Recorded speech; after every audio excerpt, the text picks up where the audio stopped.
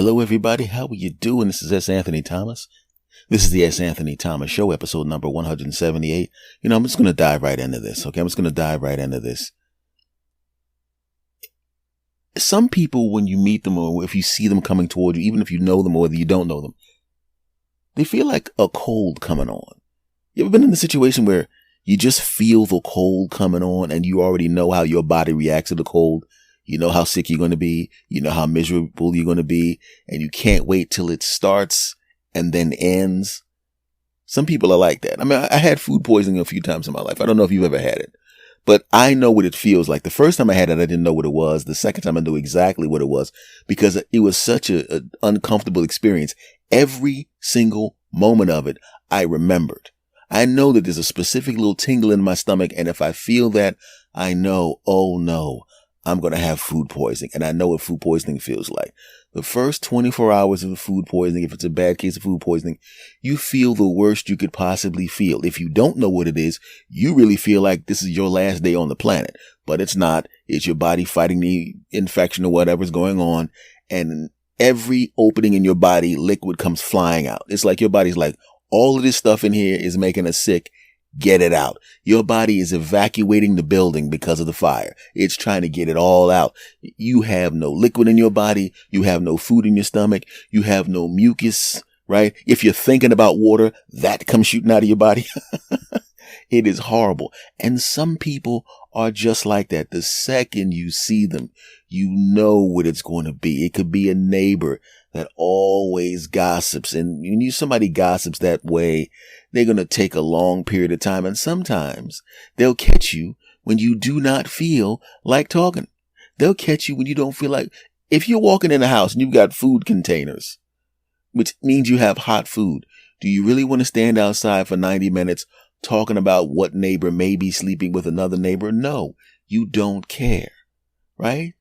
It could be a person that's in your family that's so negative all the time that, even if you're in a good mood, the second you see their name on the caller ID, you know what that means. You know that means they're telling you they're on their way over. They live about 45 minutes away from you. They're probably calling you from the car. So it's probably more like 35 minutes till they're at your house. So not only are you anticipating the negativity that they're going to bring, them looking at your house and trying to find fault with everything, or they'll give you that disapproving look, even though there's nothing wrong with your house. There's nothing wrong with your life. Your life is going along fine, but somehow they are going to have issue with every single thing you do.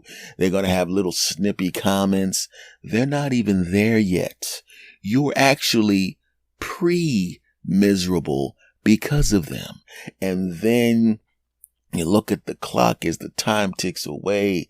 34 minutes, 30 minutes, 27, 15, 11, 6, 3, and you hear the car coming down the street, right? And the happier they look in their face, the more negative they're going to be when they get in the house. And hey, what's going on? And they're walking up the steps, right? And you're wondering why they're so dressed up. They're not going anywhere specific. They want to prove that they dress better than you, right?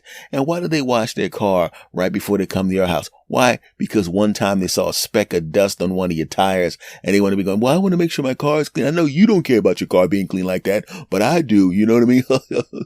Yeah, I just want to make sure I'm dressed real good. I mean, I know you don't really care about how you dress, but I like to make sure I dress good. Yeah, I had to get out of my house, man. I had to get out of my house, man.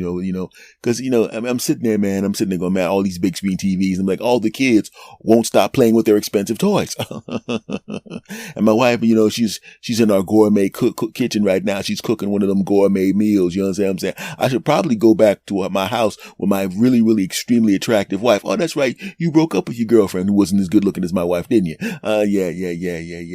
And you don't have to worry about kids because you don't have any, do you? Oh, let me sit down on this couch and talk. This couch is pretty comfortable. Not as comfortable as my quadruple double cashmere couch. Let me go to your bathroom. Oh, this is kind of small. I'm a big guy. This is kind of a small bathroom. That's why I had to get a big bathroom in my house that has bigger bathrooms and more bedrooms in it than yours does. Oh, man, my wallet fell out, but it's kind of heavy because of all the money I have. And it seems how you just have regular people's money and I have rich people's money. That guy. and that person feels like a cold or like I said, food poisoning coming on the second you become in contact. I had relationships like that as well. The only difference being it was one of those things where I didn't know when the cold was coming. When that guy comes over to your house, you know he's coming. In some ways, you can prepare yourself for the crap he's going to toss at you. But what if about it's the person that's living with you? What about it's your wife or your husband? What about it's somebody that's living in your house? What about it's your kids when they become teenagers and all of a sudden they're being nice and then out of nowhere, Dad, you think, right? Or maybe it's your spouse and everything's going great. You had a great day. You know, you decided, you know what, she likes antiquing. I hate antiquing, but let's be honest. When I see her happy, I'm happy. So I'm going to throw myself into antiquing and I'm going to act like I like it until maybe I will like it, right? And you go antiquing with her and you're having a great day. And she's looking at you and she has this look of surprise in her face, because you're going, you know what? I didn't think I'd like this, but I'll be honest with you. Some of this furniture and some of this stuff is pretty cool. And this is a nice little small town, nice little coffee shops. You know what I'm saying? My wife is happy. Everything's kind of cool. The people in this town are kind of nice.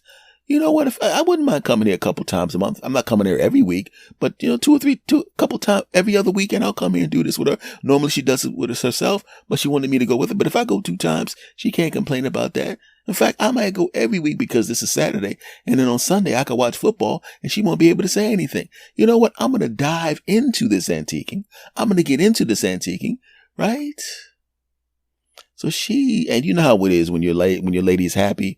There's a way that women move around the house. There's a way that women walk when they're extremely happy, right? There's a way that their voice sounds. It sounds like a song when they're happy. There's a glow in their face when they're happy. And as a man, as a person that loves them, you want to see that. And if going antiquing and actually deciding to get into it is going to put this much joy in her heart, put this much bounce in her step, put that much of a song in her voice, dag nabbit, I'm going to do it. And you go and you do it. That's right. But the problem with that is they never just stop there and go, well, he's doing the antiquing thing.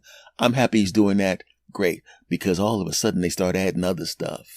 All of a sudden they want you to go bird watching with them. They want you to go poetry readings with them. They want you to go all of that kind of crap. Look, as far as I'm concerned, I'll go antiquing with you. Okay, maybe I'll do a little bird watching, fine.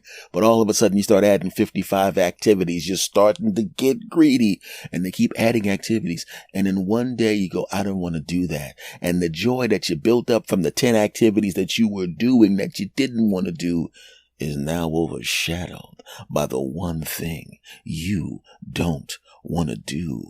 One thing. You're doing 9 things. You're not doing one thing. But the 9 things don't matter anymore. Oh no. Right? How is it that I did 9 things that you wanted to do when I didn't want to do that 10th thing? All of a sudden, the glow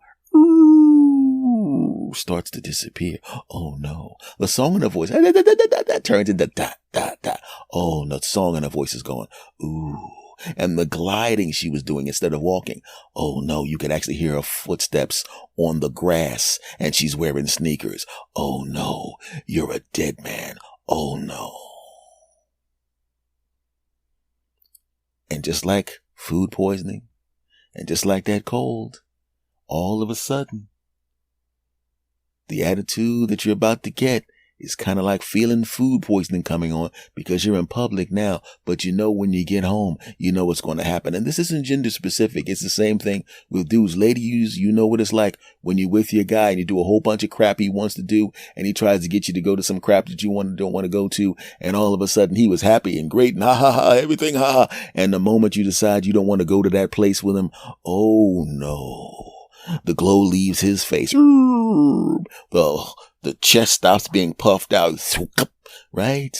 And he's not doing that wonderful manly walk. He's kind of walking like a depressed 10-year-old when he's at the mall with his mom and he can't get any toys. Oh no. Oh, and you get that feeling in your stomach. You know he's going to whine like a punk when you get home, right? He's going to do passive aggressive stuff when you get home, right? He's going to, I'll take out the trash. And you know he normally will take out the trash as soon as you ask. But this time he starts doing busy work so he doesn't have to take out the trash because he knows it drives you nuts. And the ladies would do the same thing to the guy, right? Like I said, you feel that's the metaphorical equivalent of that little bubble in your